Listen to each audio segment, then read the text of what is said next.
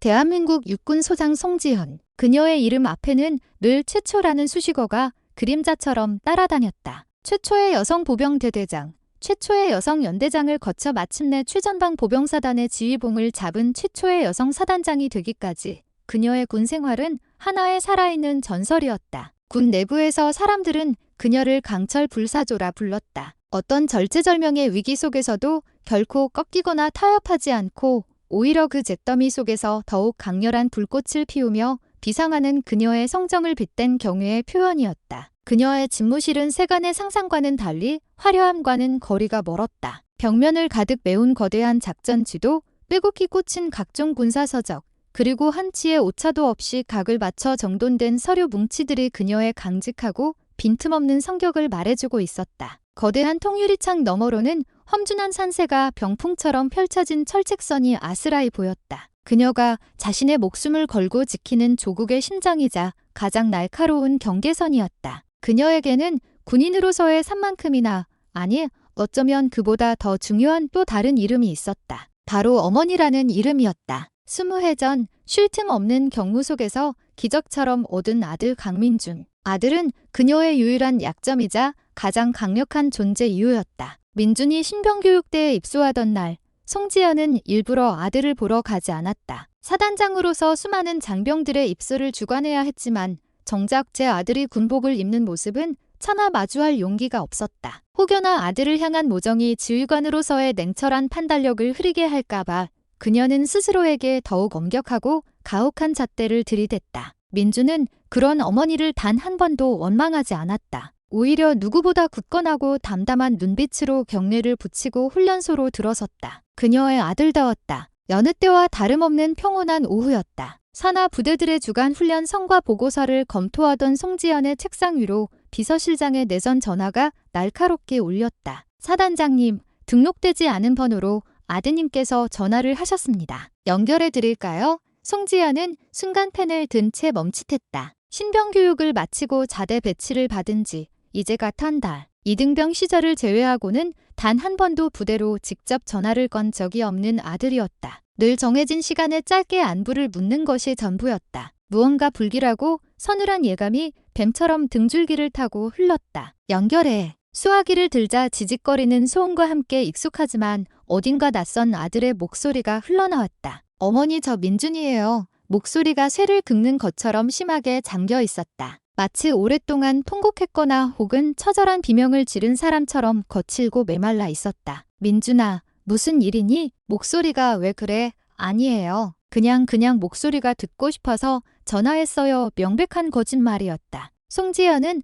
단박에 알아차렸다. 아들의 목소리 뒤편으로 들릴 듯 말 듯한 기분 나쁜 소음이 섞여 들어왔다. 누군가 낮은 목소리로 욕설을 내뱉는 것 같기도 했고 억지로 웃음을 참는 듯한 기괴한 소리도 들렸다. 심장이 얼음물에 담긴 것처럼 차갑게 내려앉았다. 민준아, 지금 어디야? 옆에 누구 있니? 아니요. 저 혼자 그 순간 아들의 짧고 고통스러운 신음과 함께 수화기 너머에서 둔탁한 마찰음이 울렸다. 무언가 단단하고 무거운 것이 벽에 부딪히는 듯한 소리. 이어서 전혀 다른 낯선 목소리가 칼날처럼 날카롭게 대화에 끼어들었다. 강민준, 전화 똑바로 안 해? 엄마한테 아주 징징거려라.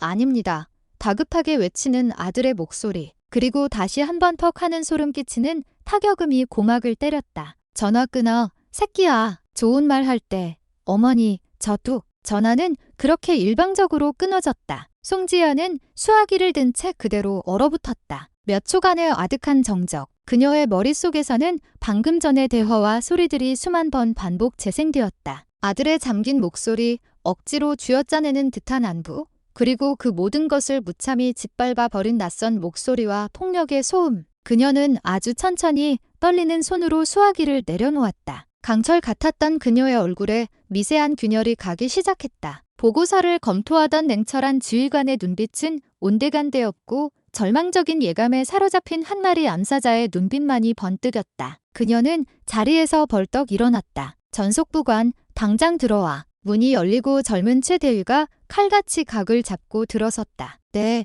사단장님. 오후 일정 전부 취소해. 비상 상황이다. 내 차 지금 당장 정문으로 대기시켜. 행선지는 제3부병여단 7대대다.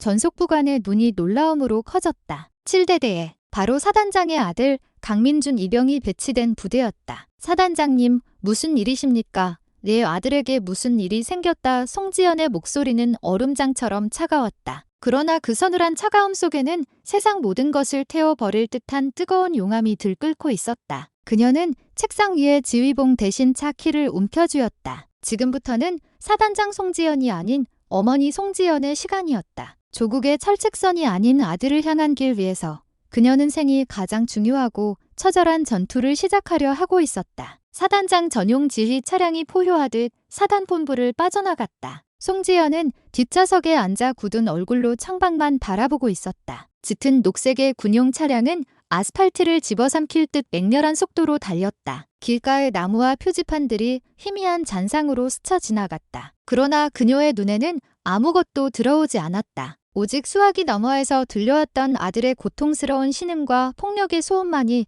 뇌리를 떠나지 않고 메아리 쳤다. 퀵퀵 짧은 한마디. 그것은 단순한 신음이 아니었다. 예기치 못한 고통에 숨이 막히는 소리, 한 인간의 존엄이 무너지는 소리였다. 송지연은 주먹을 꽉 쥐었다. 손톱이 손바닥을 파고드는 아픔이 느껴졌지만 심장을 도려내는 듯한 고통에 비하면 아무것도 아니었다. 전속부관인 최 대위는 룸미러로 힐끗 송지연의 표정을 살폈다. 평소에 그녀는 감정을 드러내는 법이 없었다. 작전이 실패했을 때도 부하를 엄하게 질책할 때도 그녀의 목소리와 표정은 늘 강철처럼 단단하고 차가웠다. 그런데 지금 그녀의 얼굴에는 숨길 수 없는 분노와 처절한 불안감이 동시에 서려 있었다. 마치 폭풍 전야의 검은 하늘 같았다. 사단장님, 7대 대장에게 미리 연락을 취해 놓을까요? 운전석의 최 대위가 조심스럽게 물었다. 사단장이 예고 없이 일선 부대를 방문하는 것은 극히 드문 일이었다. 더구나 그 목적이 아들 때문이라면 부대 전체가 발칵 뒤집힐 것은 불보듯 뻔했다. 송지연은 잠시 침묵하다가 나지막이 말했다. 아니, 아무에게도 연락하지 마. 지금부터 내 방문은 비공식적인 거야. 사단장으로서가 아니라 한 병사의 어머니로서 가는 거니까. 그녀의 목소리에는 미세한 떨림이 섞여 있었다. 최 대위는 더 이상 묻지 않고 입을 다물었다. 그는 지금 자신이 거대한 폭풍의 눈 속으로 함께 빨려 들어가고 있음을 직감했다. 차창 밖으로 익숙한 풍경이 스쳐 지나갔다. 민준이 입대하기 전 마지막으로 함께 드라이브를 했던 길이었다. 그때 민준은 조수석에 앉아 군대에 대한 막연한 두려움과 설렘을 이야기했었다. 어머니, 저 잘할 수 있겠죠? 어머니 이름에 먹칠하는 못난 아들이 되진 않을까요? 송지연은 그때 아들의 머리를 쓰다듬으며 말했다. 민준아, 넌 내 아들이기 이전의 대한민국 국민이다. 군인으로서의 본분을 다하는 것이 가장 중요하다. 어머니 이름은 신경 쓰지 마라. 다만 비겁하게 살지는 마. 어떤 상황에서도 스스로에게 떳떳한 사람이 되어라.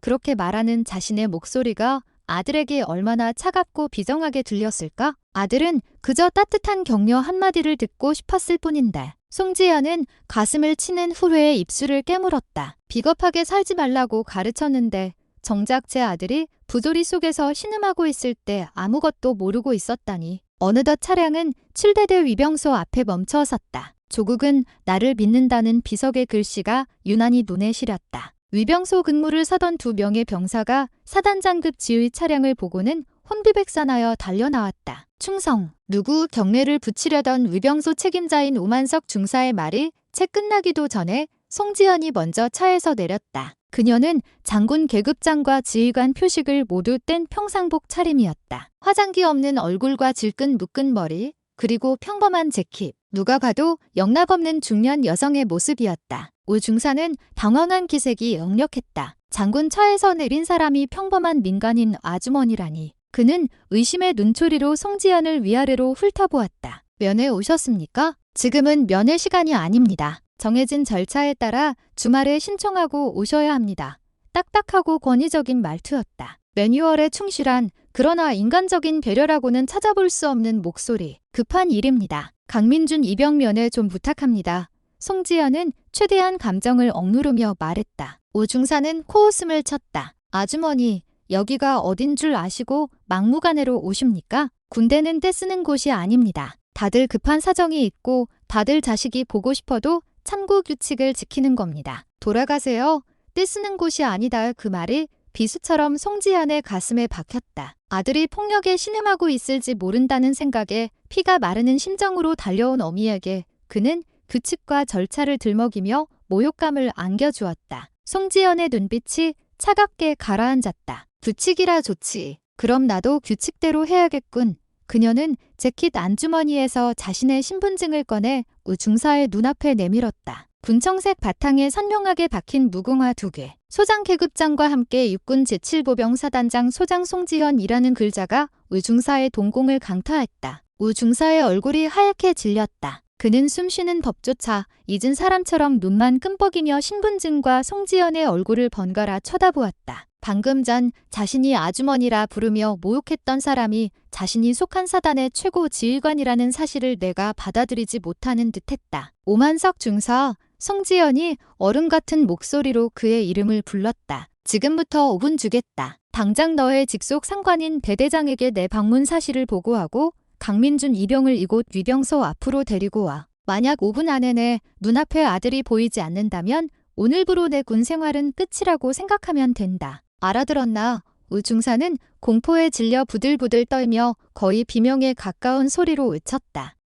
성, 알겠습니다. 그는 허둥지둥 위병소 안으로 뛰어 들어갔다. 전화기를 붙잡는 그의 손이 사시나무처럼 떨리고 있었다. 위병소에 얼어붙은 공기 속에서 송지연은 홀로 굳건히 서 있었다. 그녀의 등 뒤로 최대인은 침을 꿀꺽 삼켰다. 강철 불사조가 마침내 날개를 펼치기 시작했다. 그 거대한 날갯짓이 몰고 올 폭풍은 이제 막 시작되고 있었다. 오만석 중사가 허둥지둥 사라진 위병소에는 무거운 침묵만이 감돌았다. 송지연은 미동도 없이 굳건히 서 있었다. 그녀의 시선은 부대 안쪽으로 향하는 길의 끝에 고정되어 있었다. 마치 천리안이라도 가진 것처럼 그 길 너머에 있을 아들의 모습을 꿰뚫어 보려는 듯했다. 시간이 흐를수록 위병소 주변의 공기는 더욱 살얼음 판처럼 변해갔다. 처음에는 어리둥절한 표정으로 그녀를 쳐다보던 위병들도 이제는 차마 고개조차 들지 못했다. 사단장, 그 이름이 주는 무게는 상상을 초월했다. 일개 병사는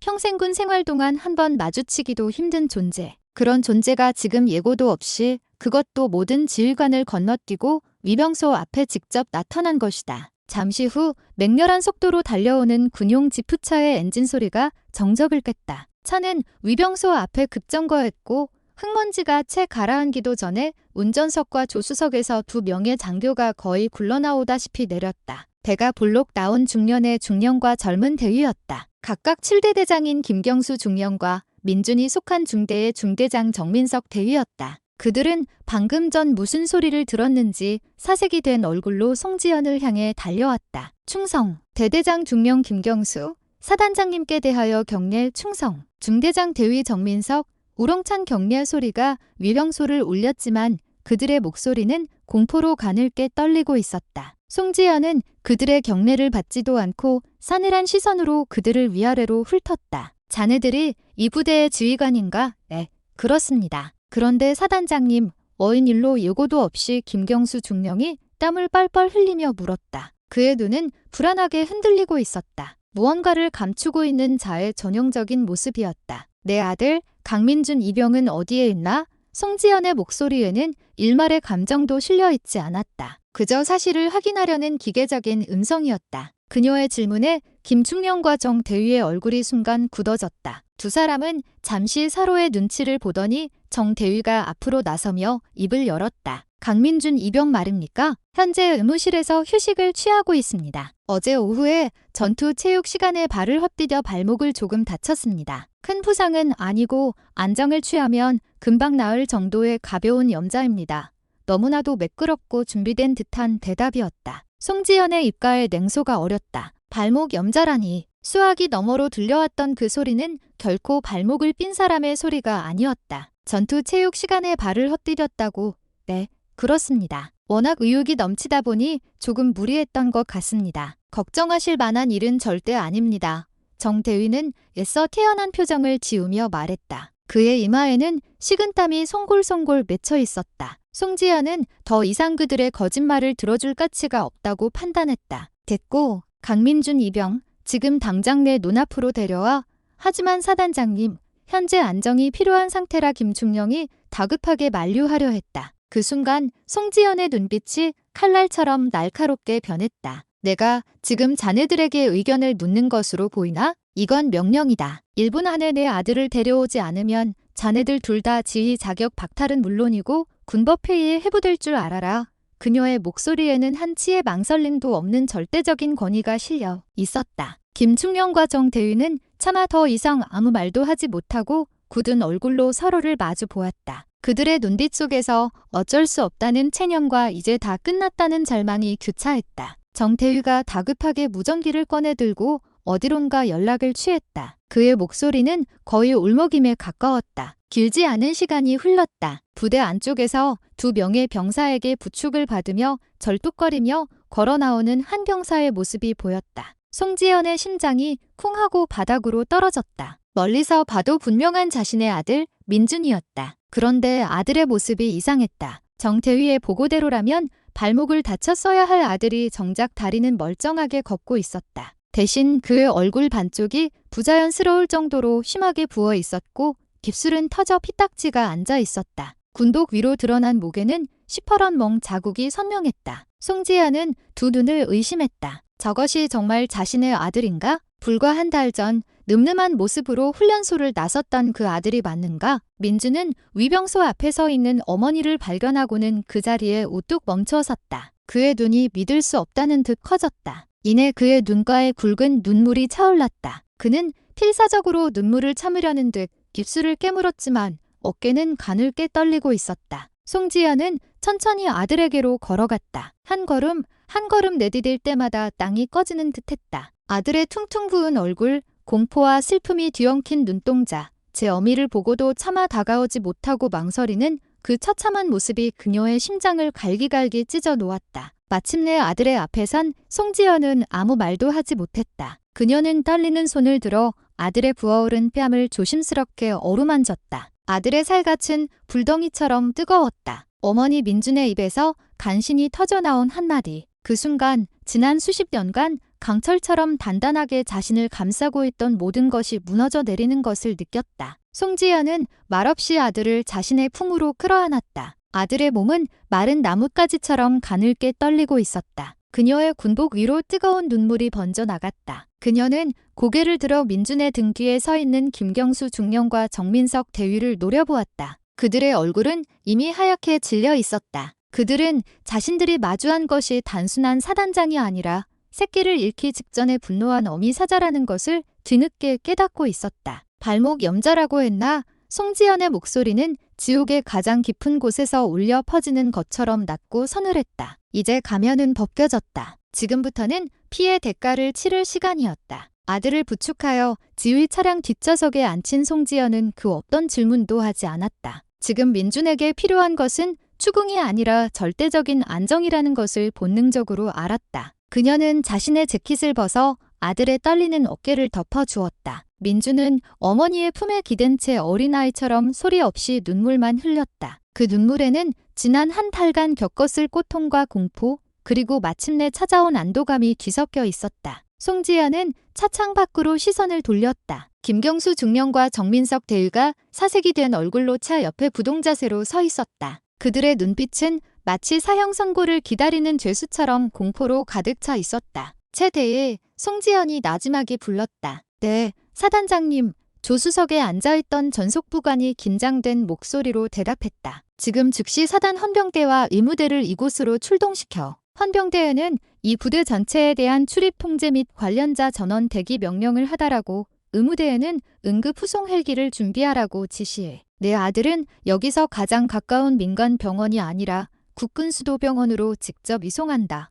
그녀의 목소리는 차갑고 단호했다. 이미 그녀의 머릿속에서는 앞으로 벌어질 모든 일에 대한 계획이 짜이고 있었다. 이것은 단순한 부대 내 가혹행위 사건이 아니었다. 지휘관들이 조직적으로 은폐를 시도한 중대 범죄였다. 그렇다면 이 부대의 의무실 또한 믿을 수 없었다. 알겠습니다. 최대위가 즉시 위성 전화기를 꺼내 지시를 하달하기 시작했다. 그 모습을 지켜보던 김경수 중령의 얼굴은 이제 잿빛으로 변해 있었다. 사단 헌병대와 의무 헬기. 일이 돌이킬 수 없는 지경으로 커지고 있음을 실감했다. 자, 사단장님, 부디 제고하여 주십시오. 이 일은 저희 선에서 김충령이 다급하게 변명을 늘어놓으려 했지만 송지연은 그의 말을 차갑게 끊었다. 닥쳐라. 자네에게는 더 이상 발언권이 없다. 그녀는 차 문을 열고 내렸다. 그리고 김경수 중령과 정민석 대위에게로 성큼 다가갔다. 두 지휘관은 자신들도 모르게 뒷걸음질을 쳤다. 분노로 이글거리는 송지연의 눈빛을 감당할 수 없었기 때문이다. 자네들,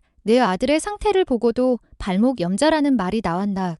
그것은 저희가 보고받기로는 보고? 누구에게 그런 허위 보고를 받았지? 아니, 애초에 자네들은 내 아들의 얼굴을 직접 확인하기는 했나? 송지연의 추궁의 두 사람은 아무런 대답도 하지 못했다. 고개를 숙인 채 입술만 달싹일 뿐이었다. 좋다. 그럼 내가 직접 확인하지. 송지연은 망설임 없이 의무실 방향으로 걸음을 옮겼다. 김충령과 정 대위가 당황하며 그녀의 뒤를 따랐다. 부대의 병사들은 멀찍이 서 숨을 죽인 채 이 광경을 지켜보고 있었다. 그들의 얼굴에는 공포와 함께 미묘한 기대감이 서려 있었다. 썩어 문드러진 환부를 도려낼 외과 의사가 마침내 나타난 것이다. 의무실은 부대 구석에 위치한 낡은 건물이었다. 문을 열자 소독약 냄새와 함께 퀴퀴한 곰팡이 냄새가 코를 찔렀다. 의무실을 지키고 있던 의무병과 군의관이 갑자기 들이닥친 사단장의 모습에 경악하며 벌떡 일어섰다. 송지연은 그들의 경례는 아랑곳하지 않고 곧장 광민준 이병의 진료 기록부를 찾아내라고 명령했다. 군의관은 덜덜 떨리는 손으로 서류철을 뒤져 한 장의 차트를 꺼내 그녀에게 건넸다. 환자,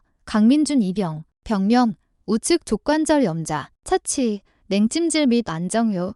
진료 기록은 정민석 대위의 보고와 토시 하나 다르지 않았다. 송지연은 차트를 내려놓고 군의관을 날카롭게 쏘아보았다. 젊은 군의관은 그녀의 시선을 피하며 고개를 숙였다. 자네가 의사인가? 네, 그렇습니다. 대위 오지훈입니다.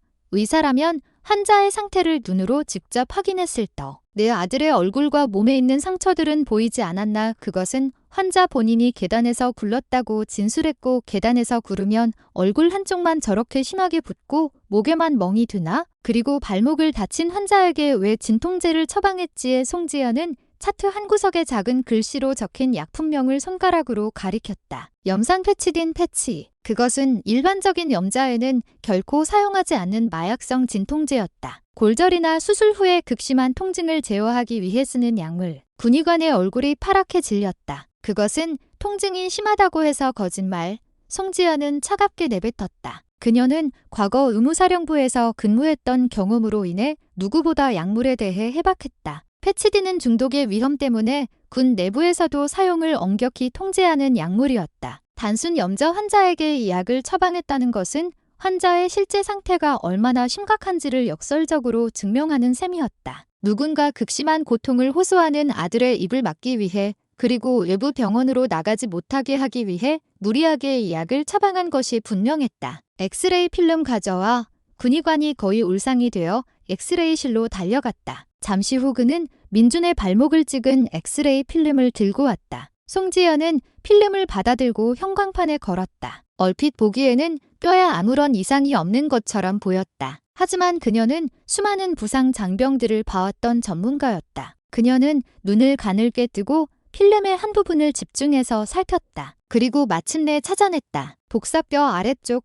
육안으로는 거의 식별하기 힘든 아주 가느다란 선. 이거 실금이잖아. 송지연의 입에서 나지막한 탄식이 터져나왔다. 미세골절, 단순한 염자가 아니었다. 뼈에 금이 갈 정도의 외부 충격이 있었다는 명백한 증거였다. 누군가가 아들의 발목을 고의로 짓밟거나 걷어찼을 가능성이 높았다. 그 순간 의무실 문이 조용히 열리고 한 병사가 안으로 들어왔다. 민준의 중대 동기인 듯한 앳되고 겁에 질린 얼굴의 병사였다. 그는 송지연과 눈이 마주치자 화들짝 놀라며 고개를 숙였다. 그리고 의무실 구석의 정수기로 다가가 물을 따르는 척하며 그녀의 곁을 스쳐 지나갔다. 그때였다. 병사의 손에서 작게 접힌 쪽지 하나가 바닥으로 툭 떨어졌다. 마치 실수인 것처럼 송지연은 무심코 그 쪽지를 주워 들었다. 병사는 황급히 의무실을 빠져나갔다. 송지연은 주위를 한번 살핀 뒤 몰래 쪽지를 펼쳐보았다. 그 안에는 연필로 쓴달리는 글씨가 적혀 있었다. 오진규 상병이 시켰습니다. 그의 아버지는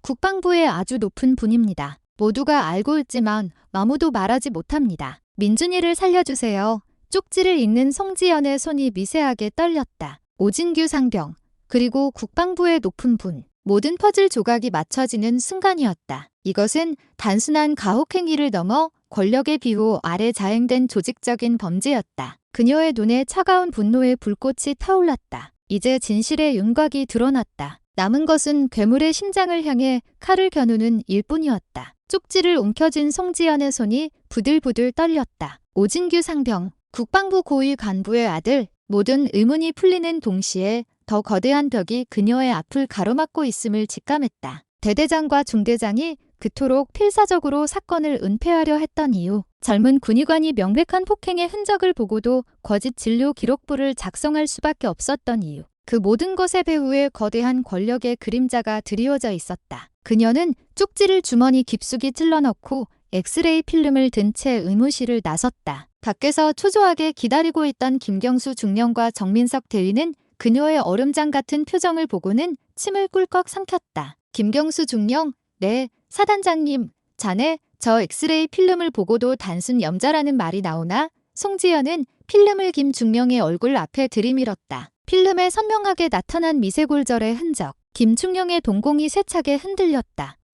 이것은 미처 확인하지 못했습니다. 군의관의 보고만 믿었을 뿐입니다. 비겁한 변명이었다. 자신의 책임을 하급자에게 떠넘기는 전형적인 행태. 송지연의 경멸 어린 시선이 그의 얼굴에 박혔다. 미처 확인을 못한 건가? 아니면 확인하고도 모른 척한 건가? 오진규 상병의 아버지가 누구인지 알기 때문이겠지. 송지연의 입에서 오진규 상병이라는 이름이 나오는 순간 김충명과 정 대위의 얼굴이 하얗게 질렸다. 그들은 마치 유령이라도 본 사람들처럼 굳어버렸다. 그녀가 모든 것을 알고 있다는 사실. 그것은 그들에게 사형 선고나 다름없었다. 사단장님, 그게 무슨 말씀이신지 더 이상 발뺌할 생각 마라. 자네들이 감추려 했던 진실, 내가 직접 밝혀낼 테니. 지금부터 이 사건은 사단장 직권으로 사단 헌병대에서 직접 수사한다. 자네들 둘은 모든 직무에서 즉시 배제하고 수사 종료 시까지 대기하도록. 그리고 오진규 상병, 지금 당장 체포해서 헌병대로 압송해. 그녀의 선언은 천둥소리처럼 부대 전체에 울려 퍼졌다. 지휘관 직무 배제, 상병 계급의 병사 긴급 체포. 그것은 사단장이 가진 막강한 권한을 최대한으로 행사하는 극히 이례적인 조치였다. 그때였다. 멀리서 프로펠러 소리가 들려오기 시작했다. 하늘을 보니 붉은 십자가가 선명한 의무 후송 헬기가 먼지를 일으키며 연병장을 향해 하강하고 있었다. 송지연의 명령이 떨어진 지 불과 10여 분 만이었다. 헬기가 착륙하자마자 완전 무장한 헌병대원들이 신속하게 쏟아져 나왔다. 그들은 한치의 망설임도 없이 대대본부와 의무실 등 주요 시설을 통제하기 시작했다. 이어서 들것을 든 의무병들이 송지연의 지휘 차량으로 달려갔다. 김경수 중령은 망연자실한 표정으로 그 광경을 지켜보았다. 송지연이 단지 협박을 하는 것이 아니었다. 그녀는 정말로 이 부대를 송두리째 뒤엎을 작정이었다. 그는 본능적인 공포에 사로잡혀 마지막 발악을 했다. 사단장님, 제발 이러지 마십시오. 이 일이 외부에 알려지면 사단 전체의 명예가 실추됩니다. 조용히 처리할 수 있습니다. 저에게 기회를 한 번만 더 주십시오. 그는 송지연의 앞에 무릎이라도 꿇을 기세였다. 그러나 송지연은 차갑게 돌아섰다. 명예? 썩어 문드러진 상처를 헝겊으로 가린다고 해서 명예가 지켜지는 것이 아니다. 오히려 그 고름이 온몸으로 퍼져 모두를 죽게 만들 뿐이지. 자네들이 지키려 했던 것은 사단의 명예가 아니라 권력에 빌붙은 자네들 자신의 아니었을 뿐이다. 그녀는 의무병들에게 부축되어 헬기로 향하는 아들의 뒷모습을 바라보았다. 가늘고 위태로운 그 모습이 그녀의 심장에 불을 질렀다. 영린을, 용의 목에 거꾸로 난 비늘, 그 누구도 건드려서는 안 되는 절대적인 금기. 저들은 감히 그녀의 영린을 건드렸다. 헬기에 오르기 전 송지연은 전속부관 최대위를 불렀다. 최대위, 내 직속 상관이신 군단장님께 연락해. 내가 지금 어디서 무엇을 하고 있는지 육하원 측에 맞춰 정확하게 보고하도록. 그리고 이 말을 꼭 전해. 국방부에 그 어떤 외압이 있더라도 저는 이 사건의 진실을 끝까지 파헤칠 것이라고. 설령 제 목에 칼이 들어온다 해도 결코 물러서지 않을 거라고 말이야. 알겠습니다. 사단장님. 최대위의 눈에도 결연한 의지가 서렸다. 그는 이미 송지연이라는 지휘관과 끝까지 함께할 각오를 마친 상태였다. 송지연은 헬기에 올라탔다. 문이 닫히고 헬기는 거대한 굉음과 함께 하늘로 솟아올랐다. 창문 너머로 작아지는 부대의 전경을 내려다보며 그녀는 조용히 눈을 감았다. 이제부터 시작될 싸움은 단순히 한 병사의 억울함을 푸는 것을 넘어 군이라는 거대한 조직의 심장부에 박힌 암세포를 도려내는 의과 수술이 될 터였다. 그리고 그 수술의 집도인은 바로 그녀 송지연이었다. 그녀는 자신의 모든 것을 걸고 이 싸움에서 반드시 승리해야만 했다. 아들을 위해, 그리고 침묵 속에서 고통받는 또 다른 아들들을 위해. 국방부 군수본부장 오상훈. 그의 집무실은 남산이 한눈에 내려다보이는 국방부 본청 최상층에 위치해 있었다. 집무실의 크기와 전망은 곧 그의 권력을 상징했다. 육해공 3군의 모든 군수물자 조달과 방위산업 계약을 총괄하는 그의 손끝에서 움직이는 예산은 천문학적인 액수였다. 군내에서 그의 영향력은 웬만한 사성 장군을 능가했다. 사람들은 그를 보이지 않는 손이라 불렀다. 느긋하게 최고급 원두커피의 향을 음미하던 그의 평화로운 오후는 한 통의 전화로 산산조각 났다. 발신자는 제7부병사단이 속한 제3군단의 군단장 윤태영 중장이었다. 본부장님, 드릴 말씀이 있습니다. 수화기 너머로 들려오는 윤 군단장의 목소리는 평소와 달리 무겁고 딱딱했다. 오상훈은 미간을 찌푸렸다. 윤 군단장, 무슨 일인데 그렇게 심각한 목소리야? 자네답지 않게 오늘 오후 송지현 사단장이 예하 부대인 7대대를 시찰했습니다. 그리고 그곳에서 아들인 강민준 이병이 상습적인 구타와 가혹행위에 시달린 정황을 포착했습니다. 오상훈은 커피잔을 내려놓았다. 송지현, 그 이름이 귀에 거슬렸다. 여자라는 이유로 온갖 특혜를 등에 업고 별을 탄 운 좋은 장교. 그는 송지현을 그렇게 평가했다. 그래서 군대에서 그 정도 일은 있을 수 있는 거 아닌가? 그걸로 사단장이 직접 나섰다고. 문제는 가해자로 지목된 병사가 본부장님의 아드님이신 오진규 상병이라는 점입니다. 순간 오상훈의 얼굴이 싸늘하게 굳었다. 방금 전까지의 애의는 온데간데 없었다. 뭐라고? 송 사단장은 현재 오진규 상병에 대한 긴급 체포를 명령하고 해당 부대 지휘관들을 전원 직위 해제했습니다. 사건 전체를 사단 헌병대에서 직접 수사하겠다고 합니다. 강민준 이병은 현재 국군수도병원으로 긴급 후송 중입니다. 오상훈의 머릿속이 빠르게 회전했다. 아들놈이 또 사고를 쳤다. 이번에는 상대가 아주 좋지 않았다. 최초의 여성 사단장 송지현. 언론의 주목을 받는 인물. 만약 이 일이 외부로 새어 나가기라도 한다면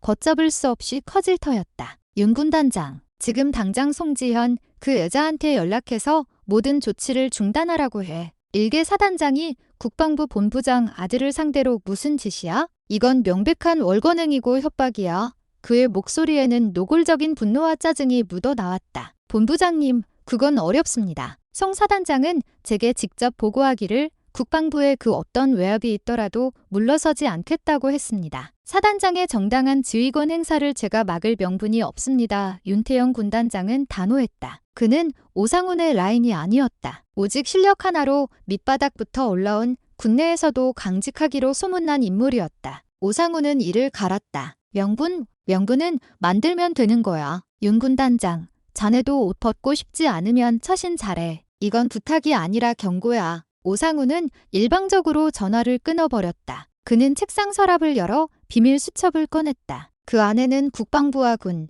정치권이 주요 인사들의 연락처와 약점들이 빽빽하게 적혀 있었다. 그가 수십 년간 쌓아 올린 보이지 않는 손의 실체였다. 그는 첫 번째 전화를 걸었다. 상대는 국방부 감찰실장이었다. 나오 본부장인데 지금 7사단에서 벌어지고 있는 일 들었나? 송지현 사단장이 직권을 남용해서 자기 아들 문제에 군 전체를 끌어들이고 있어. 이건 공과 사를 구분 못하는 히스테리일 뿐이야. 당장 감찰팀을 보내서 송 사단장의 월권행위에 대해 조사하도록 해. 특히 아들을 자기 사단 관할 부대로 배치한 것부터가 특혜 소지가 다분하잖아. 다음 전화는 언론사 편집국장이었다. 김 국장, 나야. 재밌는 기사 거리 하나 줄까? 최초의 여성 사단장, 송지현 소장의 숨겨진 이면. 아들 문제에 눈이 뒤집혀서 부대를 쑥대밭으로 만들고 있는 독선적인 지휘관. 그림 좋지 않아? 내일 아침 신문 일면에 대문짝만하게 실어줘. 오상훈은 멈추지 않았다. 그는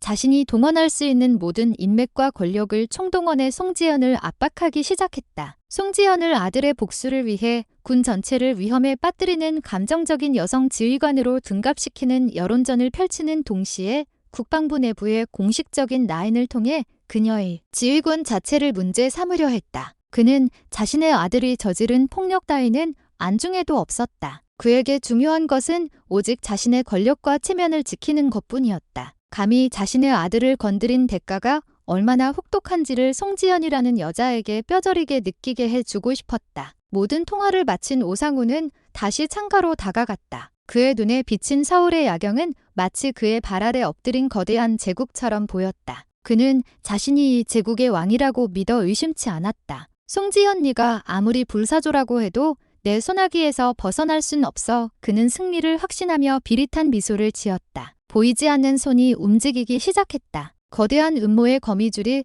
국군수도병원으로 향하는 송지연과 그녀의 아들을 향해 촘촘하게 펼쳐지고 있었다. 그러나 그는 한 가지 사실을 간과하고 있었다. 불사조는 위기의 순간에 가장 밝은 불꽃을 내뿜으며 타오른다는 것을, 그리고 어미의 사랑은 그 어떤 권력의 거미줄도 모두 태워버릴 만큼 뜨겁다는 것을. 국군수도병원 응급실은 전쟁터를 방불케 했다. 여기저기서 터져나오는 신음소리, 다급하게 오가는 의료진의 발걸음, 분주하게 울리는 의료기기의 경고음이 뒤섞여 혼란의 극치를 이루었다. 송지연은 아들의 손을 꼭 잡은 채 응급처치가 이루어지는 광경을 뜬 눈으로 지켜보았다. 민주는 상의를 벗은 채 침대에 누워 있었다. 군복에 가려져 보이지 않았던 그의 몸은 처참한 그 자체였다. 하얀 살결 위에는 성한 곳을 찾기 힘들 정도로 검고 푸른 멍들이 얼룩져 있었다. 특히 옆구리와 등에는 무언가에 집중적으로 맞은 듯 피멍이 띠를 이루고 있었다. 마치 맹수에게 물어뜯긴 상처 같았다. 정밀 검사를 위해 다가온 젊은 레지던트 의사가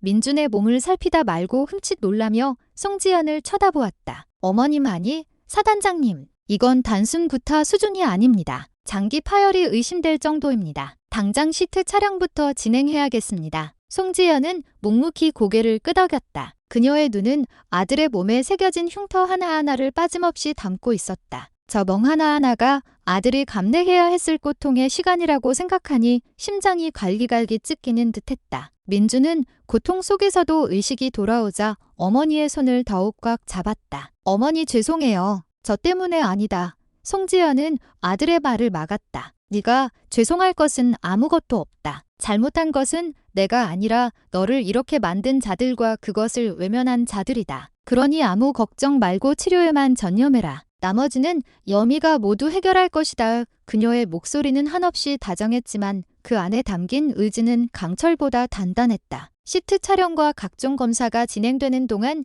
송지연은 응급실 밖 복도에서 초조하게 기다렸다. 그녀의 머릿속은 복잡했다. 쪽지에 적혀있던 이름, 오진교, 그리고 그의 아버지 오상훈 군수본부장, 군의 최상층에 속한 실세 중의 실세였다. 보통의 각오로는 상대할 수 없는 거물이었다. 어쩌면 이번 일로 인해 자신이 평생을 바쳐 이룩한 모든 것을 잃게 될지도 몰랐다. 최초의 여성 사단장이라는 명예도 남은 군 생활도 모두 물거품이 될 수 있었다. 그러나 그녀에게는 후회도 두려움도 없었다. 아들의 몸에 새겨진 흉터를 본 순간 그녀는 이미 세상에 그 어떤 것도 잃을 게 없는 사람이 되었기 때문이다. 그때 최대위가 다급한 표정으로 그녀에게 다가왔다. 그의 손에는 태블릿 PC가 들려 있었다. 사단장님, 큰일 났습니다. 인터넷에 이상한 기사들이 올라오기 시작했습니다. 최대위가 보여준 화면에는 여러 언론사의 속보 기사들이 떠 있었다. 단독 송지연 사단장, 아들 문제로 부대 발칵 사적 감정 논란, 강철 불사조 의면, 직권 남용하여 부대 수사,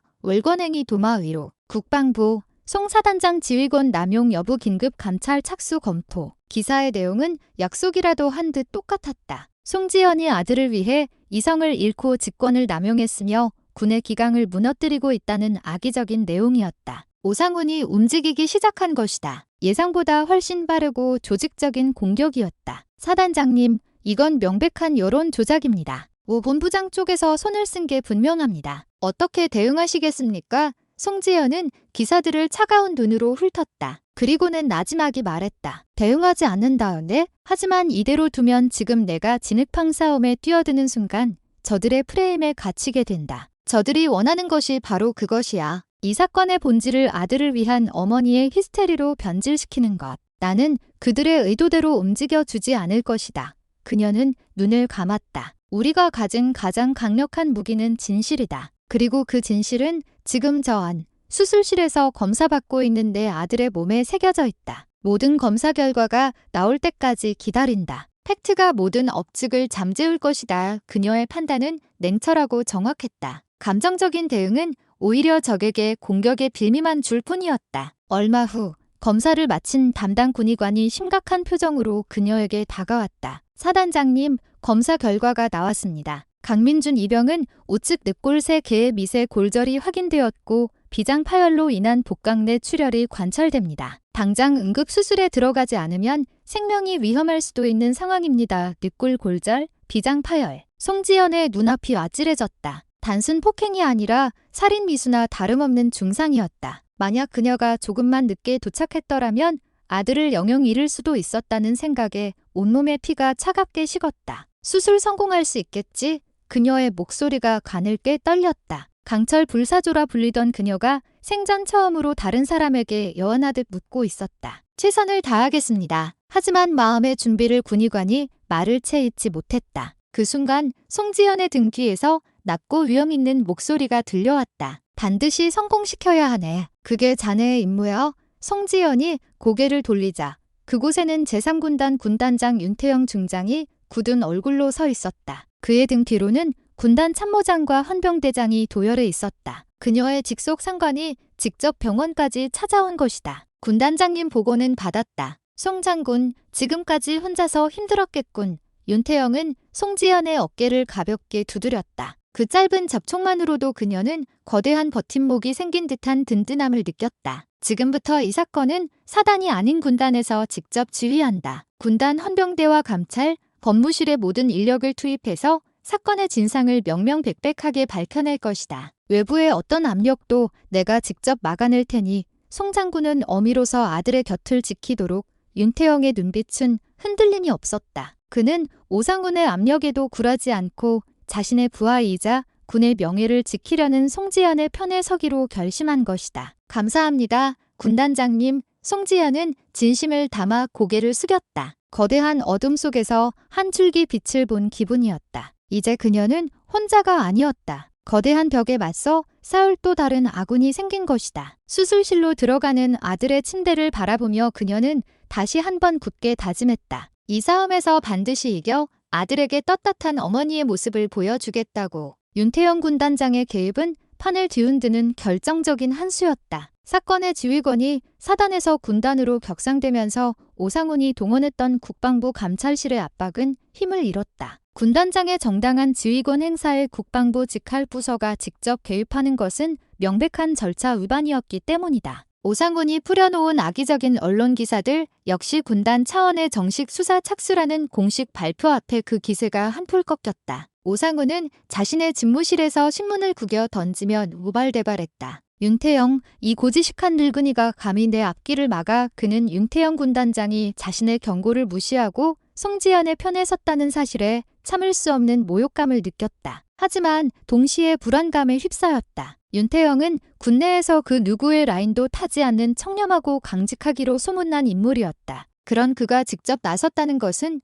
이번 사건을 결코 가볍게 넘기지 않겠다는 선전포고나 다름없었다. 오상훈은 또 다른 카드를 만지작거렸다. 그것은 바로 자신의 아들 오진규였다. 그는 즉시 7사단 헌병대에 감금되어 있는 아들과의 특별 면회를 신청했다. 군수본부장이라는 직위를 이용한 명백한 압력이었지만 헌병대는 그의 요청을 거절할 수 없었다. 면회실에서 마주한 아들의 모습은 초라했다. 늘 기고만장하던 기세는 온데간데였고 공포에 질린 어린 짐승의 모습만이 남아있었다. 아버지, 저 좀 살려주세요. 저 여자, 송지현, 그 미친 여자가 저를 죽이려고 해요. 오진규는 아버지를 보자마자 울부짖으며 매달렸다. 오상훈은 그런 아들을 경멸의 눈빛으로 쳐다보았다. 닥쳐라, 한심한 놈. 네가 저지른 멍청한 짓 때문에 지금 내가 어떤 곤경에 처했는지 알기나 해? 하지만 아버지, 그 자식 강민준이 먼저 제 심기를 건드렸단 말입니다. 아버지 이름만 대면 다들 설설 기었는데 그놈은 뻣뻣하게 짝. 오상훈의 손바닥이 아들의 뺨을 후려쳤다. 아직도 정신을 못 차렸구나. 지금은 네가 누구를 때렸냐가 중요한 게 아니야. 누구 아들을 때렸냐가 문제인 거다. 상대는 현직 사단장이야. 일이 지경이 됐으면 납작 엎드려 빌어도 시원찮을 판에 아직도 네가 뭘 잘했다고 떠드는 거냐? 오상우는 아들의 멱살을 잡고 흔들었다. 똑똑히 들어라. 지금부터 내가 시키는 대로만 해. 너는 아무것도 하지 않았다. 강민준 그놈이 혼자 계단에서 굴러 다친 거고 평소에도 내게 일방적으로 질투심을 느끼고 괴롭히려 했다고 진술하는 거야. 그리고 너와 친한 후임 몇 놈을 매수해서 똑같이 증언하도록 만들어. 알겠어. 사건의 본질을 왜곡하고 피해자를 가해자로 둔갑시키려는 비열한 작전이었다. 하지만 이미 맞은 걸 본 놈들이 많은데 물 맞추면 그게 진실이 되는 거다. 이 세상은 원래 그런 거야. 진실은 힘 있는 자가 만드는 거란 말이다. 오상우는 아들에게 몇 가지 지시를 더 내린 뒤 면회실을 나섰다. 그는 아들을 구하려는 것이 아니었다. 아들을 미끼로 던져 시간을 벌고 그동안 송지연과 윤태영을 무너뜨릴 또 다른 음모를 꾸밀 생각이었다. 한편 국군수도병원에서는 강민준의 응급수술이 5시간이 넘게 이어지고 있었다. 수술실 앞을 지키고 선 송지연은 타 들어가는 속을 애써 억누르며 뜬 눈으로 밤을 새웠다. 그녀의 곁에는 윤태영 군단장이 묵묵히 함께 자리를 지켰다. 송 장군, 너무 걱정 말게. 자네 아들은 자네를 닮아 의지가 강하니 분명 이겨낼 걸세. 윤태영의 투박한 위로에 송지연은 말없이 고개를 끄덕였다. 그녀는 군단장이 오상훈의 압력에도 불구하고 왜 자신을 돕는지 궁금했다. 군단장님, 어째서 송 장군? 우리는 군인이야. 군인의 명예는 계급이나 직위가 아니라 우리가 지키고자 하는 가치에서 나오는 걸세. 부당한 폭력에 눈 감고 권력에 아부하여 진실을 외면한다면 우리는 군복 입은 양아치에 불과하지. 나는 내 부하들이 그런 양아치가 되는 것을 원치 않네. 특히 자네처럼 군의 미래를 짊어질 인재가 그런 오욕을 뒤집어 쓰는 것은 더더욱 볼 수 없지. 윤태영의 말에는 군인으로서의 굳건한 신념이 담겨 있었다. 송지연은 가슴 깊은 곳에서 뜨거운 것이 울컥 치밀어 오르는 것을 느꼈다. 새벽이 밝아올 무렵 마침내 수술실 문이 열리고 주치의가 나왔다. 그의 얼굴은 땀으로 범벅이 되어 있었지만 표정은 밝았다. 수술은 성공적으로 끝났습니다. 위험한 고비는 넘겼습니다. 환자의 생명력에 놀랄 정도입니다. 그 한마디에 송지연은 온몸의 긴장이 풀리며 주저앉을 뻔했다. 그녀의 눈에서 뜨거운 눈물이 주르륵 흘러내렸다. 강철 같던 불사조가 마침내 흘리는 눈물이었다. 아들은 중환자실로 옮겨졌다. 아직 마취에서 깨어나지 못했지만 고르게 숨을 쉬는 아들의 모습을 보자 비로소 세상이 제 색깔을 찾는 것 같았다. 그때 군단장의 보좌관이 다가와 긴급 보고를 했다. 군단장님, 오진규 상병이 조사를 받던 중 모든 혐의를 부인하고 오히려 강민준 이병에게 일방적으로 괴롭힘을 당했다고 주장하기 시작했습니다. 몇몇 동료 병사들도 우 상병의 주장에 동조하는 진술을 하고 있습니다. 윤태영의 미간이 좁혀졌다. 오상훈, 그자가 벌써 손을 썼군. 송지연은 눈물을 닦고 일어섰다. 그녀의 눈빛은 다시 예전의 냉철함을 되찾고 있었다. 군단장님, 이제 제가 움직일 차례인 것 같습니다. 저들이 거짓으로 진실을 덮으려 한다면 저는 더 큰 진실로 그들의 거짓을 깨부수겠습니다.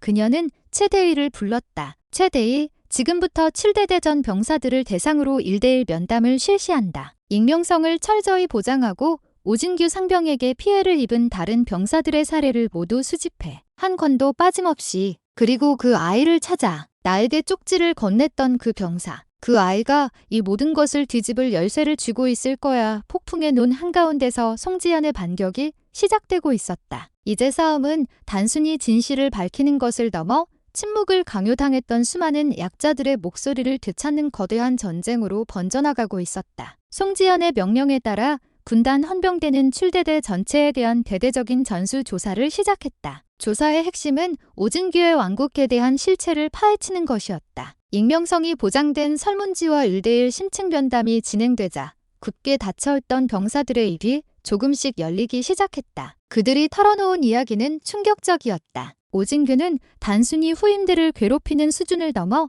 부대 내에서 자신만의 왕국을 건설하고 폭군처럼 군림하고 있었다. 그의 폭력은 강민준에게만 국한된 것이 아니었다. 마음에 들지 않는 후임의 관물대에 인분을 넣어 놓는가 하면 자신의 빨래와 청소를 시키는 것은 기본이고 심지어는 부모님께 돈을 붙여오라고 협박해 금품을 갈취하기까지 했다. 더욱 경악스러운 것은 이러한 사실을 대부분의 간부들이 알고도 묵인했다는 점이었다. 오진규의 아버지가 국방부의 실세라는 사실을 알기 때문에 그들은 불똥이 튈까 두려워 오진규의 범죄를 애써 외면했다. 오히려 일부 간부들은 오진규에게 아부하며 그의 비위를 맞추기까지 했다. 부대는 이미 뿌리부터 썩어 문드러져 있었던 것이다. 수많은 증언들이 쏟아져 나왔지만 결정적인 한 방이 부족했다. 오진규의 직접적인 폭행을 목격했다는 진술을 확보해야 했다. 하지만 병사들은 보복이 두려워 결정적인 증언은 회피했다. 오진규의 편에 서서 거짓 증언을 하는 병사들과 침묵으로 일관하는 다수의 병사들.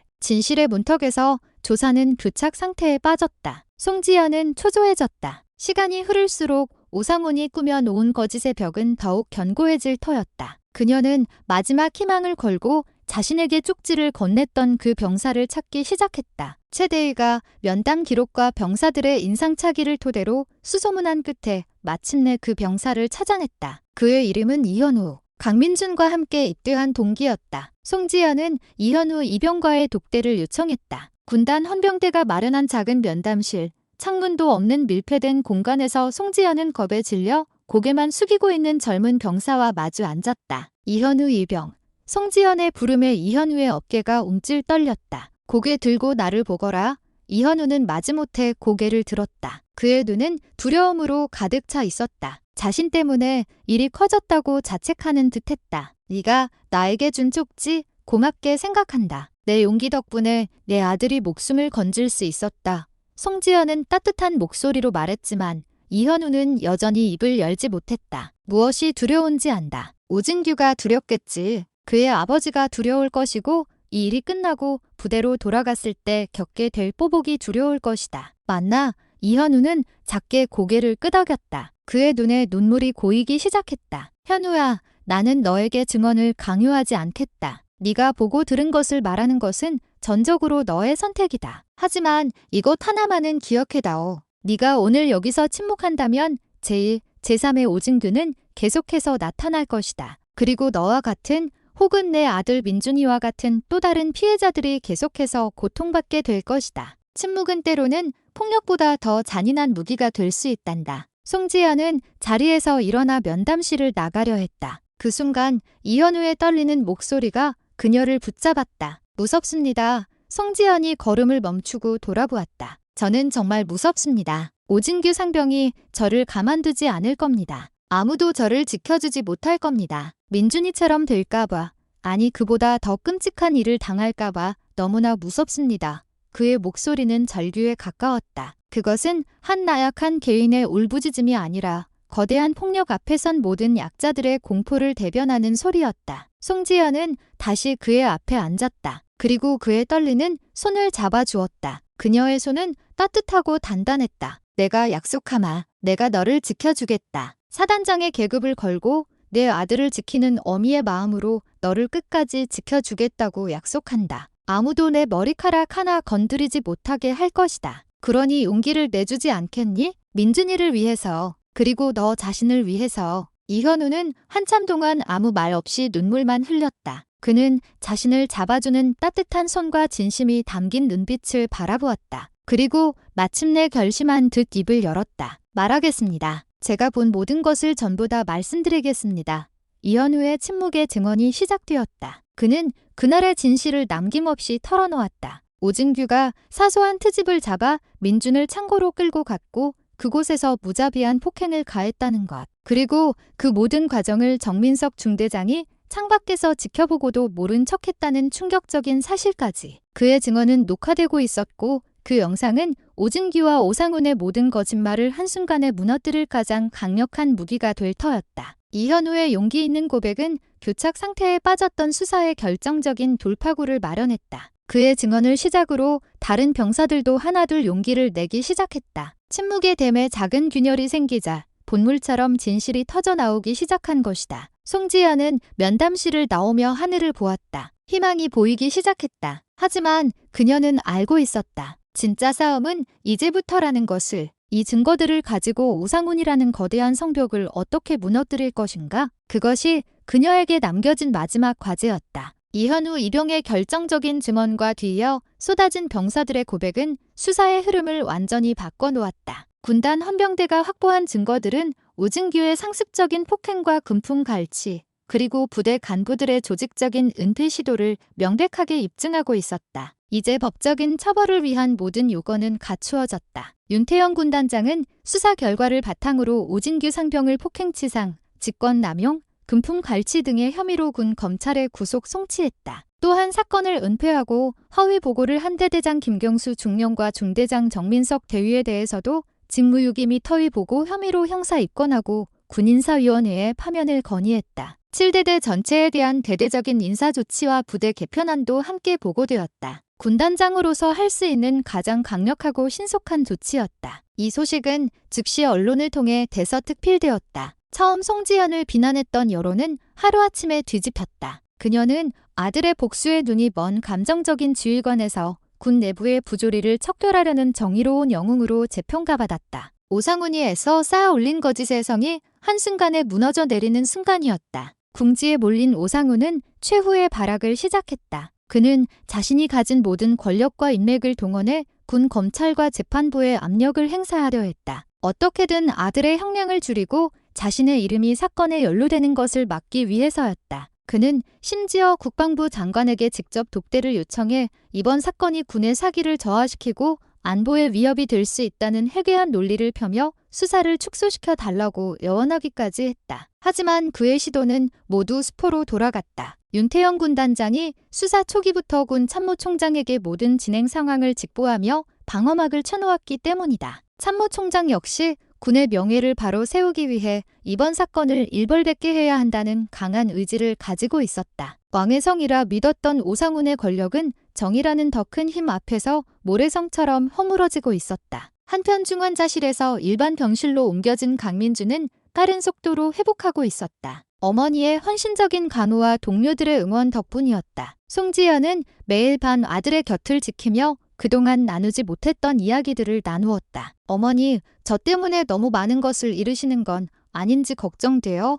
민준이 불안한 목소리로 물었다. 언론을 통해 어머니가 얼마나 힘든 싸움을 하고 있는지 알고 있었기 때문이다. 송지연은 아들의 손을 잡으며 미소 지었다. 민준아, 어미는 너를 통해 잃은 것보다 얻은 것이 훨씬 많다. 나는 이번 일을 통해 내가 진정으로 지켜야 할 것이 무엇인지 깨달았다. 반짝이는 별 계급장이나 높은 자리가 아니라 바로 너처럼 불의에 고통받는 약한 사람들의 편에 서는 것이 진짜 군인의 사명이라는 것을 말이다. 그러니 너는 아무 걱정 말고 몸과 마음의 상처를 치유하는 데만 집중하거라. 어머니와 아들은 서로를 바라보며 미소 지었다. 길고 어두웠던 터널의 끝에서 그들은 서로에게 가장 큰 힘이 되어주고 있었다. 며칠 후 군사법원에서 첫 공판이 열렸다. 피고인석에 선 오진규는 여전히 자신의 혐의를 대부분 부인하며 모든 잘못을 강민준에게 떠넘기려 했다. 그의 변호인단 역시 교묘한 논리로 사건의 본질을 흐리려 했다. 하지만 검찰 측이 준비한 증거는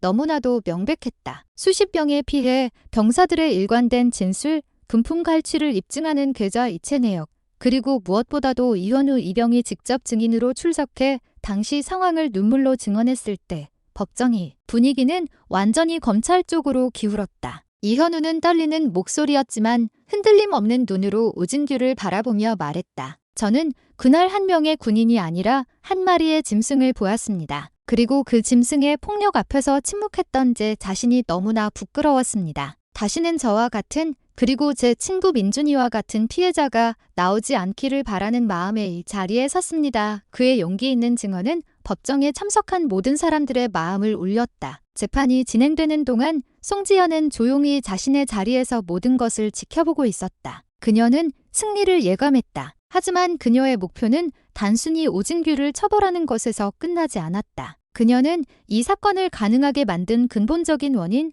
즉 오상훈이라는 왕을 그 성에서 끌어내려야만 이 싸움이 끝난다고 생각했다. 그녀는 윤태영 군단장에게 조용히 한 가지 제안을 했다. 그것은 오상훈의 숨통을 끊을 수 있는 마지막 비수였다. 오진규에 대한 군사 재판이 진행되는 동안 송지현과 윤태영은 물밑에서 또 다른 작전을 준비하고 있었다. 그것은 오진규의 개인 비리를 넘어 그의 아버지 오상훈 군수본부장의 거대한 부패 커넥션을 파헤치는 것이었다. 송지현은 직감하고 있었다. 아들의 비행을 그토록 필사적으로 덮으려 했던 데에는 단순히 부성애 때문만이 아닌 그 이상의 무언가가 숨겨져 있을 것이라고. 윤태영 군단장은 군단정보처와 감찰실의 정예 요원들로 구성된 비밀 특별조사팀을 꾸렸다. 그들의 목표는 단 하나, 오상훈 군수본부장이 지난 수년간 관여했던 모든 군수물자 계약 및 방위 산업체 선정 과정을 샅샅이 뒤지는 것이었다. 조사는 극비리에 진행되었다. 오상훈의 감시망을 피하기 위해 조사팀은 군 내부 전산망이 아닌 별도의 독립된 공간에서 자료를 분석했다. 수만 페이지에 달하는 계약 서류,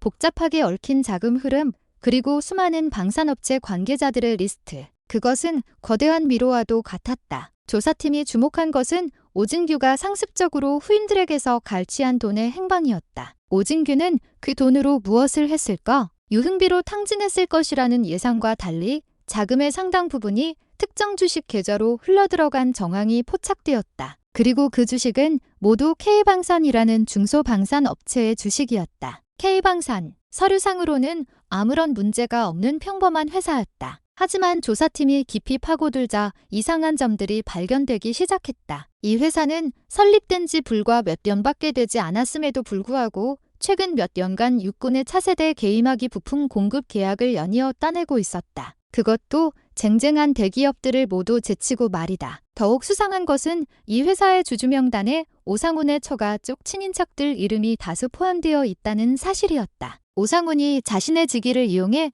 특정 업체에 일감을 몰아주고 아들 명의의 차명 계좌를 통해 그 대가로 주식을 받아 챙긴 전형적인 부패의 고리였다. 아들의 폭행 사건이 외부에 알려져 자신의 비리가 드러날까 두려워 그토록 필사적으로 사건을 막으려 했던 이유가 바로 여기에 있었다. 모든 증거를 확보한 윤태영 군단장은 송지현과 함께 군 참모총장을 독대했다. 총장님, 이것이 오상훈 본부장의 민낯입니다. 윤태영이 내민 보고서에는 오상훈의 모든 비리 행각이 상세하게 기록되어 있었다. 뇌물수수, 직권남용, 공금 횡령, 그리고 차명 주식 거래를 통한 시세 차익 획득까지 그의 범죄 목록은 끝이 없었다. 참모총장은 보고서를 읽는 내내 굳은 표정을 풀지 못했다. 그는 한참의 침묵 끝에 입을 열었다. 군 전체의 명예가 걸린 문제다. 한 점 의혹도 없이 가장 높은 수준에서 처리해야겠군. 그는 즉시 국방부 장관에게 이 사실을 보고했다. 사안의 심각성을 인지한 국방부 장관은 대통령에게까지 보고를 올렸고 마침내 대통령의 재가를 얻어 국방부 특별감찰단과 검찰이 합동으로 수사에 착수하라는 명령이 떨어졌다. 그날 오후 국방부 특별감찰단 소속 수사관들이 군수본부장실에 들이닥쳤다. 그들은 오상훈이 서류를 파괴할 틈도 주지 않고 그의 집무실과 자택에 대한 압수수색을 동시에 진행했다. 오상훈은 자신의 눈앞에서 벌어지는 광경을 믿을 수 없다는 듯 망연자실한 표정으로 서 있었다. 너희들이 감히 나한테 이럴 수 있어? 그는 마지막까지 발악했지만 그를 동정하는 사람은 아무도 없었다. 그가 평생을 바쳐 쌓아 올린 왕국은 그렇게 한순간에 무너져 내렸다. 언론은 군수본부장 게이트라 이름 붙이며 연일 그의 비리 의혹을 대서특필했다. 보이지 않는 손의 추악한 실체가 온 세상에 드러나는 순간이었다. 병원에서 이 소식을 접한 송지현은 조용히 창밖을 바라보았다. 그녀는 통쾌함보다는 깊은 허탈감을 느꼈다. 권력이라는 괴물이 한 인간을 얼마나 추악하게 만들 수 있는지, 그리고 그 괴물을 막기 위해 얼마나 많은 희생이 필요했는지를 생각하니 마음이 무거웠다. 그녀의 곁에 있던 민준이 조용히 말했다. 어머니, 이제 다 끝난 거죠? 송지연은 아들을 바라보며 희미하게 미소 지었다. 아니, 이제 시작이란다. 썩은 뿌리를 뽑아냈으니 이제 그 자리에 새로운 희망의 씨앗을 심어야지.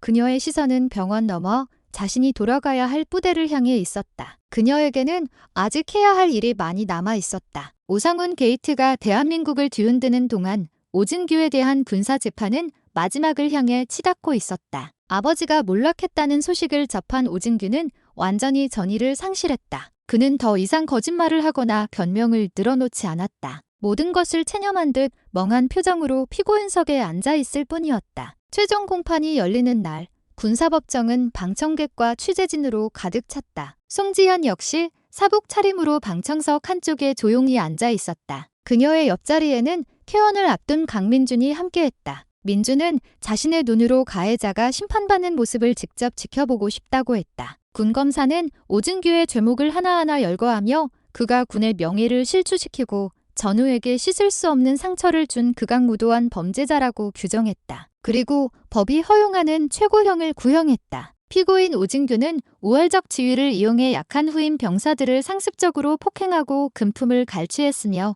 이는 군 형법상 가장 무거운 범죄에 해당합니다. 또한 자신의 잘못을 뉘우치기는커녕 거짓말로 피해자를 기만하고 군 전체를 혼란에 빠뜨렸습니다. 이에 본 검사는 피고인에게 징역 10년을 구형하는 바입니다. 징역 10년. 군사법원에서 상해 사건으로 내려질 수 있는 거의 최고 수위의 구형이었다. 법정 곳곳에서 낮은 탄식이 터져나왔다. 오진규는 최후 진술의 기회를 얻었지만 아무 말도 하지 못하고 고개만 숙인 채 눈물을 흘렸다. 그 눈물이 과연 진정한 참회의 눈물인지 아니면 자신의 처지에 대한 한탄의 눈물인지는 알 수 없었다. 잠시 후 재판장이 자리에서 일어나 판결문을 읽어 내려가기 시작했다. 그의 목소리는 낮고 엄숙했다. 피고인 오진규의 범죄 사실은 제출된 증거와 증인들의 진술에 의해 모두 유죄로 인정된다. 피고인의 행위는 단순히 개인의 일탈을 넘어 군의 근간을 뒤흔드는 용납할 수 없는 범죄이다. 특히 권력자인 아버지를 등에 업고 부대 내에서 왕처럼 군림하며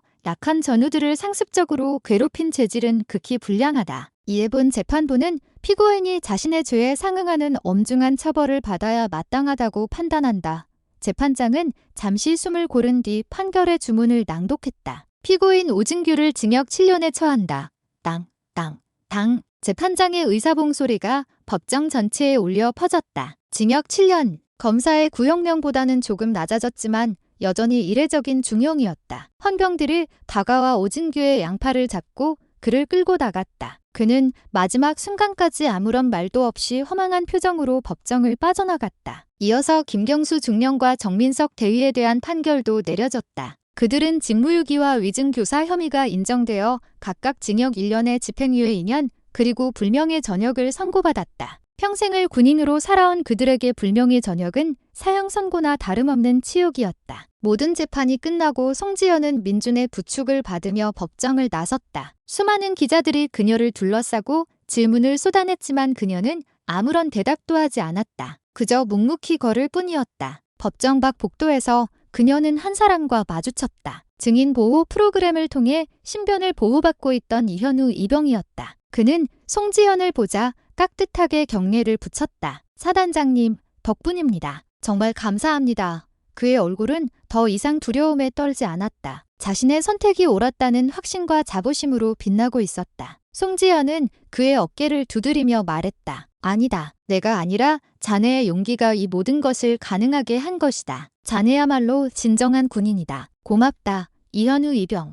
두 사람은 말없이 서로를 바라보며 미소 지었다. 세대를 뛰어넘은 두 군인의 눈빛 속에는 서로에 대한 깊은 존경과 신뢰가 담겨 있었다. 한편 오상훈에 대한 수사는 이제 막바지에 이르렀다. 그의 모든 혐의는 사실로 드러났고 그에게 뇌물을 건넨 수많은 방산업체 대표들까지 줄줄이 구속되었다. 대한민국을 떠들썩하게 했던 군수본 부장 게이트는 부패한 권력의 최후가 얼마나 비참한지를 보여주며 서서히 막을 내리고 있었다. 심판의 날은 그렇게 모두에게 공평하게 찾아왔다. 모든 폭풍이 지나간 뒤 송지연과 강민준에게는 비로소 평온한 시간이 찾아왔다. 민준은 퇴원 후 의병 전역을 권유받았지만 스스로 남은 군 복무를 마치겠다고 자원했다. 그는 이번 일을 통해 도망치는 것이 아니라 맞서는 법을 배웠다고 했다. 다만 원래의 부대가 아닌 사단 본부 직할대로 소속을 옮겨 남은 기간을 복무하게 되었다. 송지연은 아들의 결정을 존중했다. 그녀는 아들이 상처를 듣고 일어서는 모습이 대견하면서도 한편으로는 마음이 아팠다. 몸에 남은 흉터는 시간이 지나면 아물겠지만 마음에 새겨진 상처는 평생 그를 따라다닐지도 몰랐다. 주말 오후 송지연은 오랜만에 군복을 벗고 아들과 함께 사단 근처의 작은 호숫가를 찾았다. 두 사람은 말없이 호숫가를 걸었다. 지는 해가 만들어내는 붉은 노을이 두 사람의 얼굴을 따뜻하게 비추었다. 민준아, 송지연이 먼저 침묵을 깼다. 이번 일 많이 힘들었지? 아직도 밤에 악몽을 꾸지는 않니? 민준은 잠시 걸음을 멈추고 먼 곳을 바라보았다. 괜찮다면 거짓말이겠죠. 가끔 꿈에 오진규 상병이 나와요. 그 사람이 저를 때리던 순간들이 자꾸 떠올라요. 그럴 때마다 숨이 막히고 온몸이 떨려요. 그는 애써 담담하게 말했지만 목소리는 미세하게 떨리고 있었다. 송지연은 아들의 어깨를 감싸 안았다. 미안하다. 이 어미가 너무 늦게 알아서 너를 그런 끔찍한 고통 속에 혼자 두어서 정말 미안하다.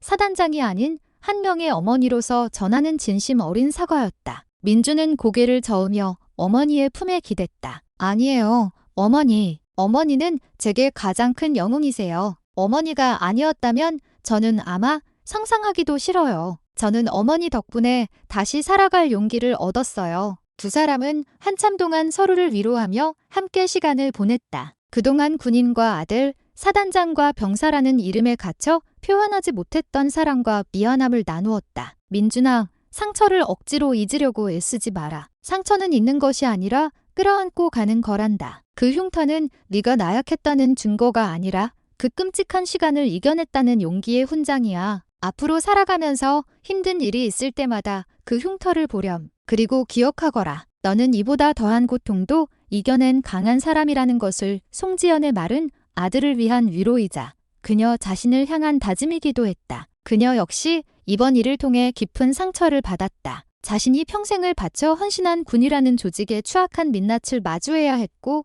사랑하는 아들이 죽음의 문턱까지 가는 것을 지켜봐야 했다. 하지만 그녀는 좌절하지 않았다. 그녀는 상처를 통해 더욱 단단해지는 법을 아는 사람이었다. 그녀는 이 상처를 끌어안고 앞으로 자신이 가야 할 길을 묵묵히 걸어갈 터였다. 그날 이후 송지연은 사단 내 병영 문화 혁신을 위한 작업에 착수했다. 그녀는 이번 사건이 단순히 한 명의 악마적인 선임과 부패한 간부들 때문에 발생한 것이 아니라고 생각했다. 폐쇄적인 군 문화, 소통의 부재, 약자의 목소리를 외면하는 잘못된 관행이 쌓여 만들어낸 구조적인 문제라고 진단했다. 그녀는 사단 내 모든 부대의 소원 수리함 대신 마음의 편지라는 이름의 익명 소통 창구를 만들었다. 병사들이 언제든 자신의 고충을 털어놓을 수 있도록 했고 접수된 모든 편지는 사단장이 직접 읽고 처리했다. 또한 간부와 병사 간의 정기적인 소통 간담회를 의무화하고 심리상담 지원을 대폭 강화했다. 그녀의 노력은 당장 눈에 띄는 변화를 가져오지는 못했다. 하지만 얼어붙었던 병사들의 마음이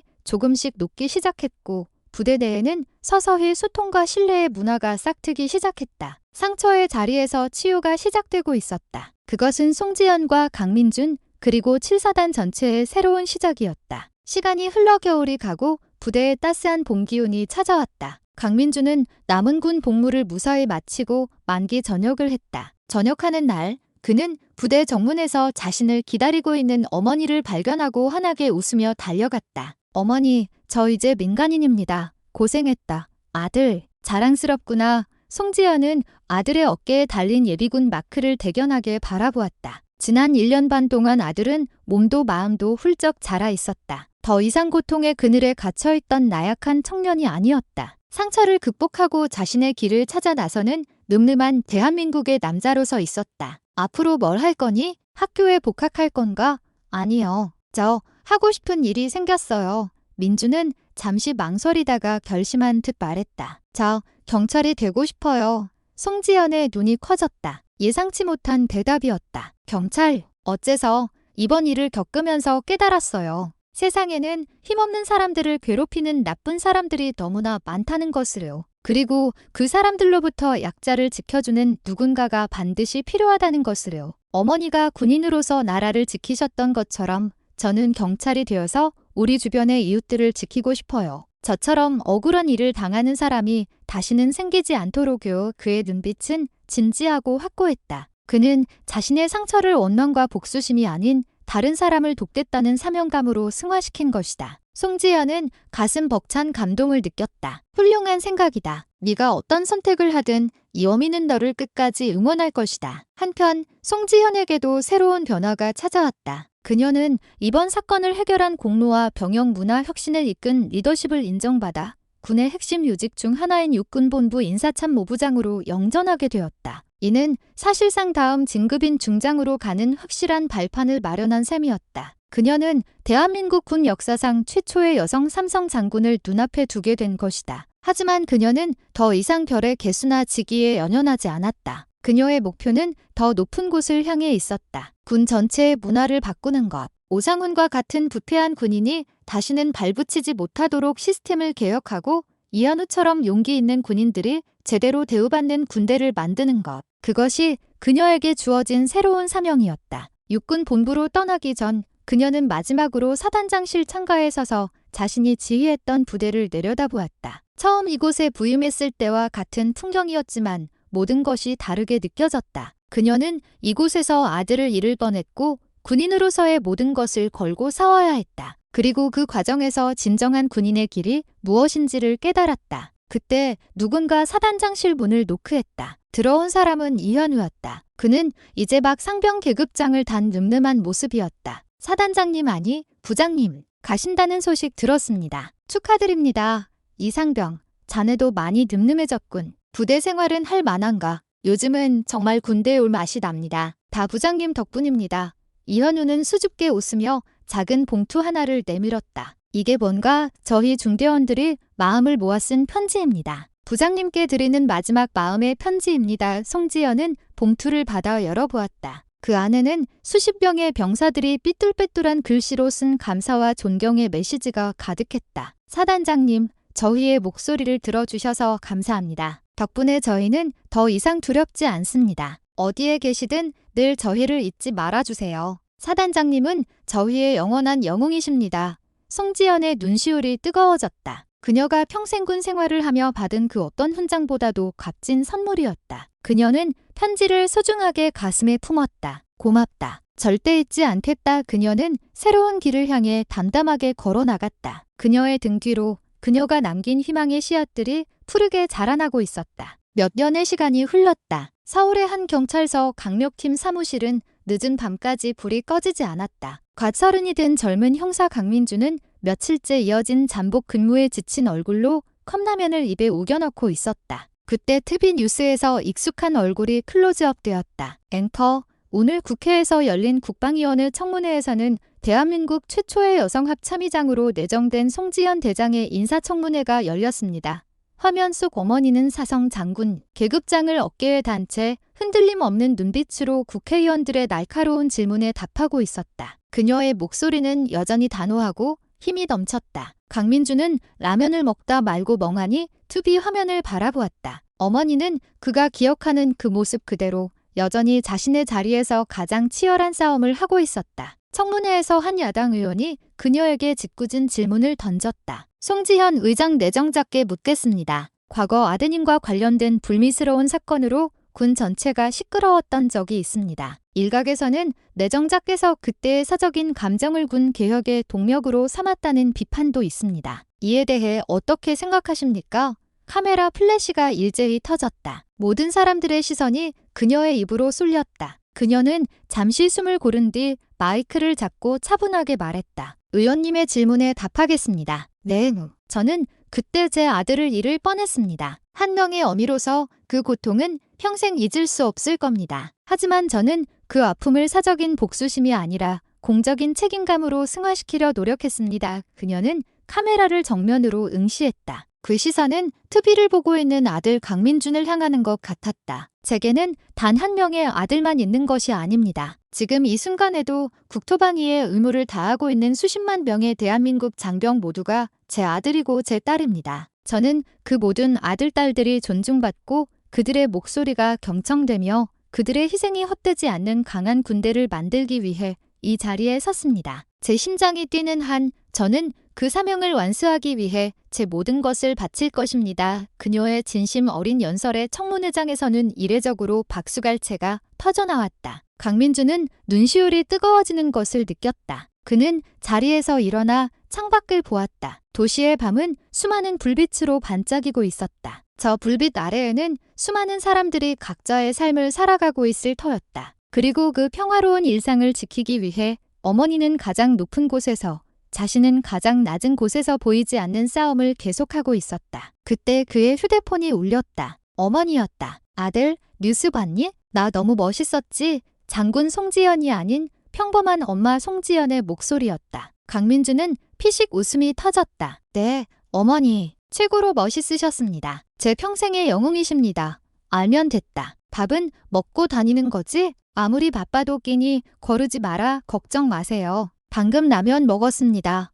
라면만 먹지 말고 이따 끝나고 집에 들러. 갈비찜 해놨다. 네, 어머니, 이따 뵙겠습니다. 전화를 끊고 강민주는 다시 한번 창밖을 보았다. 더 이상 아무것도 두렵지 않았다. 그의 심장은 어머니의 심장을 닮아 그 어떤 불의에도 꺾이지 않는 강철 심장이 되어 있었다. 어머니와 아들, 그들은 각자의